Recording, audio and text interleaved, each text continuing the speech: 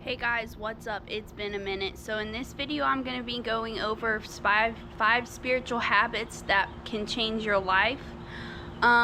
So these are just going to be daily practices that you can do, or they can be something that you want to try. Maybe you don't have to do them every day. But basically these are 5 little habits that you can try to integrate into your life to help you either get to your right path that you're trying to seek, or it can help align you with a path or put you on a specific path that you want to take. So the first thing that I have written down is waking up at a decent time. And what I mean by that is not sleeping until noon. Maybe you're the type of person who likes to wake up at Maybe you're the type of person who likes to wake up at 9 a.m. Or 5 a.m., whichever time you like to wake up.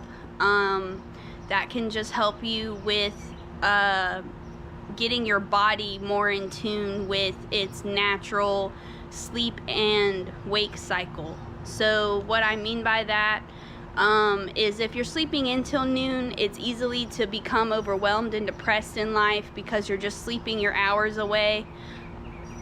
But waking up at a decent time can help you be more healthy. It can help your natural sleep circadian rhythm. It can help it can also help your body get in tune with going to sleep at a good time, because our body naturally produces melatonin, and using that to your advantage by going to sleep at the same time every day can also help. I know for the past, week and a half, I've been going to sleep at 9 a.m. and I've been waking up. My first alarm is set for 5 a.m., but I don't really wake up at that time. I usually start to wake up around 9 a.m. so I'm getting a full night's sleep. So doing that can also help realign you spiritually, because it can help you get in tune with your body, and it can help you be more organized with your life.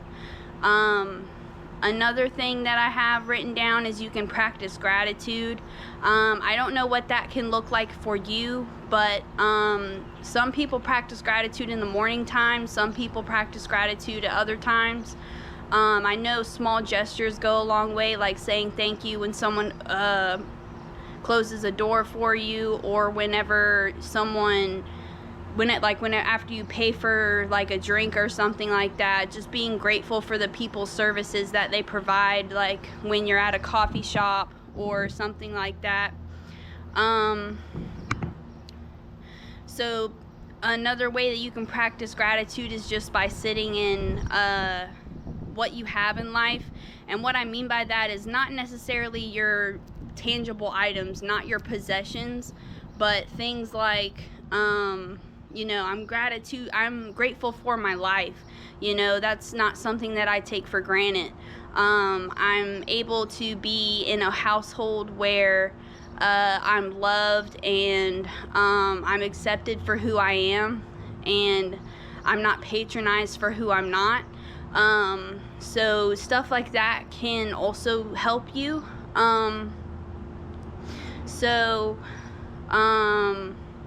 One way to practice gratitude is just by sitting in it and being grateful for the things that we have in life. You can also be grateful for nature.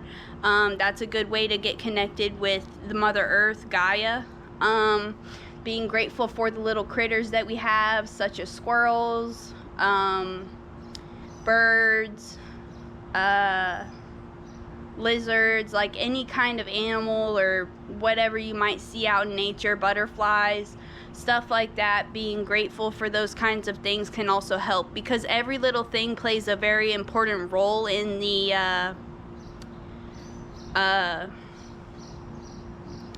everything has an important role. And speaking of a bird, there's actually a bird right there. You see him? He's eating some sort of crumb or something.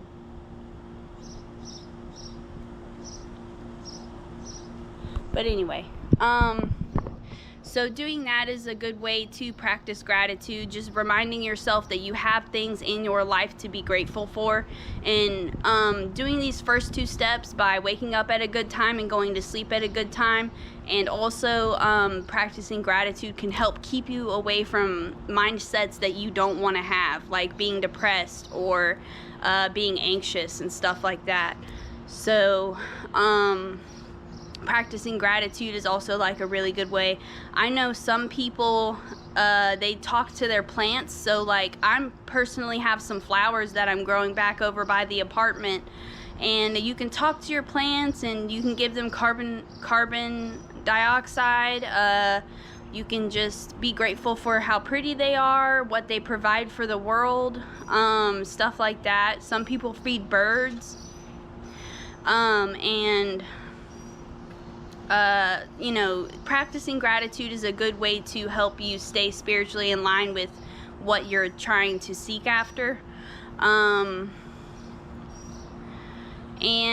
it's a good way to help others be more mindful, and it's a good way to help others be reminded of what they could be grateful for. I know a good way to look at praying over your food. I know people who pray right before they eat dinner. Stuff like that is a good way to practice gratitude. And if you're not necessarily spiritual but you have family members who are religious, it's a good way to look at those interactions and be grateful for the people who are around you, instead of completely rejecting the act of praying over your meal, versus just completely ostracizing that behavior. So doing stuff like that can help with your gratitude. I know I'm grateful for the people that are physically in my life, and stuff like that can go a long way. Another way you can do it is trying to meditate. You know, you can wake up with your intentions. You can set your intentions for the day. You know, like I'm gonna wake up at a specific time. I'm gonna have a breakfast at a specific time. I'm going to be mindful, and I'm going to set my intentions for the day, and I'm going to practice gratitude. Stuff like that can help, you know, you navigate yourself and have a better day too. So sitting in gratitude could also involve meditation. So doing that, you could just sit quietly and think of the things that you're grateful for, that you have in your life. So those are just like little ways that you can practice gratitude. And on to the third spiritual habit that can change your life is buying spiritual items, basically. So like personally, me, I have tapestries up in my room, and if you've seen any of my other videos, you can see what those tapestries look like. But I have tapestries up in my room. I have incense, I have sage, I have crystals, I have like a little wooden mushroom. I have like just cool stuff like that. And it helps me remember that spirituality exists without having to completely surround my every waking life moment as, oh my God, I'm spiritual, look at me. So what that does for me is it helps realign me and keep me mindful.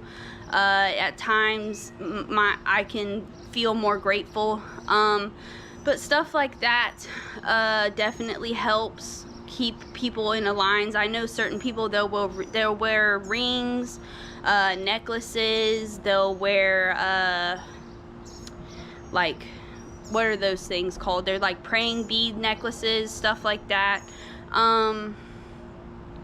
Stuff like that can just help you remind yourself that, hey, there's more to life, and you know, no matter whatever happens, you'll always be a spiritual person, you know. But stuff like that is a good reminder. So another way, the fourth way that I like to build as a habit is I like to be more empathetic towards people and their situations. And what I mean by that is pretty much, if you see someone who's homeless, you're going to want to try and help them out. You can help donate. You can give them old clothes that you don't wear anymore. Even having a simple conversation with someone face to face is a good way to practice empathy. You know, like what is a situation that they've been in their life? Are they enjoying it? Are they happy? Is it something that they want to do or not? Stuff like that can also help you be a more empathetic person, you know. And the fifth point that I would like to make is trying to share and connect with others by seeing their points of view. So this is also where your spirituality is going to interact with other people's lives, and I try not to be too pushy whenever my spirituality is present and interacting with other people. So if they're open to conversation, you could have a conversation with them about it, but if they're not open to conversation, then you don't have to. And don't try to be pushy with your conversations and stuff. That's not what this video is about. But what a good way to do is to practice when someone approaches you and they're talking to you about their day or a problem that they're having. You can try to see their points of view for the situation, and you can see what you would have done and what they're doing in the situation, and what you think that they could have done differently within that situation. So stuff like that can help, but you're gonna want to be careful, because what I would suggest doing is asking, like, hey, do you mind if I offer you advice really quick? Because you're not gonna want to be too pushy with your spirituality or your practices, because people don't enjoy that kind of stuff, and it could actually run people off away from spirituality, and that's not the goal in sharing. So it's good to be empathetic and see people's points of views. You could look at a situation as if it were just a Rubik's Cube of a problem. You know, there's only one real way to solve a Rubik's Cube, you know, being the most logical is what I would say. If that other person is too emotional, then that's where they're going to run into problems as far as solving that issue. But if you're able to apply your logic by being empathetic towards their situation, you could help them through that situation in a more rational way. So that's one way that you can connect to people and share their points of views, and also maybe if they'll allow you, you could share your point of view. So also another good,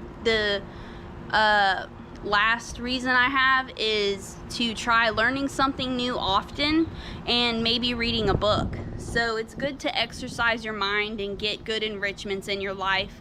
And one of the ways that you can do that is by studying something. You can watch educational YouTube videos. You can read a book. You can study something if you want to, but stuff like that, or getting a new hobby, really helps keep your mind healthy.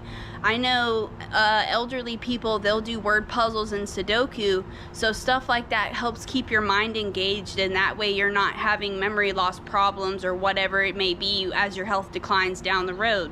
So stuff like that can help keep you engaged with your mind and keep you healthy and active. But so pretty much that's all I have, and that's all I have for this video. So there was a few small spiritual habits that you can ingrain into your life if you would like to, and hopefully these things that you could try have a positive ripple effect in your life. But that's all I have for this video. If you would like to leave some new habits or new anything you're studying, or any new spiritual practices that you found, leave them down in the comments and let me know what you've been up to. But yeah, I hope you guys have a good experience yourself, and I'll see you in the next one.